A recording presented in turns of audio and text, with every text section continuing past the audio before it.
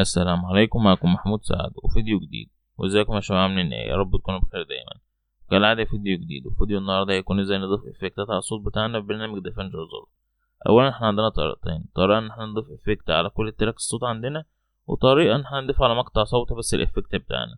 لكن نشوف اول طريقة. هنروح على افكت ونضغط على علامة بلس ديت ونختار الافكت بتاعنا. مثلا نختار ايه؟ نويز ريدكشن. فانا كده الافكت عندي الوقت اتضاف على كل ايه تراك الصوت ده، يعني اي مقطع صوت هيتحط هنا هيتضاف عليه برضو ايه الافكت. وعندنا بقى الطريقه التانية ان احنا نحط افكت بس على مقطع صوتي. ده كانش الافكت ده اول. هنقوم رايحين على افكت لايبرري مختارين الافكت بتاعنا اللي احنا عاوزين نضيفه على الكليب بتاعنا الصوتي. كده كده انا عندي ايه الافكت ايه اهو اتضاف. فكده الافكت ده اتضاف على المقطع الصوتي ده بس متضافش على كل ايه تراك الصوت.